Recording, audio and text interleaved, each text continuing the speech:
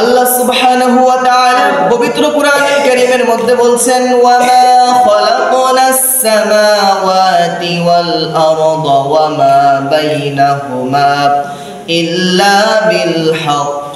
আল্লাহ রাব্বুল আলামিন বলছেন আমি দুনিয়াটাকে সৃষ্টি করেছি, দুনিয়ার প্রত্যেকটা জিনিস আমি প্রত্যেকটা কাজে কাজে লাগিয়ে দিয়েছি, কোনো জিনিস আমি অনর্থক সৃষ্টি করি নাই।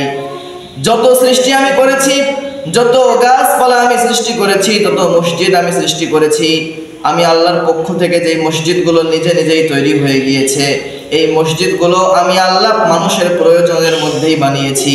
প্রত্যেকটা জিনিস মানুষের নিয়ামত স্বরূপ আমি আল্লাহ বানিয়ে দিয়েছি, বলুন সুবহানাল্লাহ। সুবহানাল্লাহ। প্রত্যেকটা জিনিস হচ্ছে নিয়ামত। আল্লাহ রাব্বুল আলামিন যা কিছু সৃষ্টি করেছেন মানুষের প্রয়োজনে সৃষ্টি করেছেন, এমন কোনো জিনিস নাই যেই জিনিসটা মানুষের অপ্রয়োজনীয়।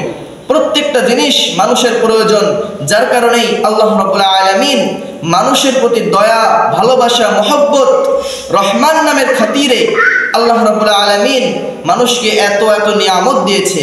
আর এই নিয়ামত পাওয়ার পর যদি কোনো মানুষ শুকরিয়া না আদায় করে, নিয়ামত পাওয়ার পর যদি কোনো মানুষ নাশুকরি করে, আল্লাহ রাব্বুল আলামিন তাদেরকে বলেছেন লাইন শাকারতুম লাযীদান্নাকুম ওয়া লাইন কাফারতুম ইন্না আযাবি লাশাদীদ।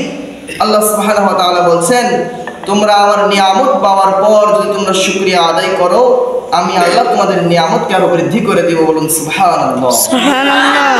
আর যদি আমি আল্লাহর নিয়ামত পাওয়ার পর তোমরা আমি আল্লাহকে ভুলে যাও, তোমরা আমার নাম ভুলে যাও, তোমরা আমার ইবাদত ভুলে যাও, তাহলে তোমাদের যা নিয়ামত দিয়েছিলাম সব কিছু ছিন্ন করে দেব, বলুন নাউযুবিল্লাহ। নাউযুবিল্লাহ। আল্লাহ রাব্বুল আলামিন আমাদেরকে সফর করার তৌফিক দান করেছে, বলুন আলহামদুলিল্লাহ। আলহামদুলিল্লাহ। আল্লাহ রাব্বুল আলামিন এরকম ভাবে প্রতি বছর আমাদেরকে সফর করার তৌফিক দান করুক। সকলেই বলছি আল্লাহুম্মা আমিন। আল্লাহুম্মা আমিন।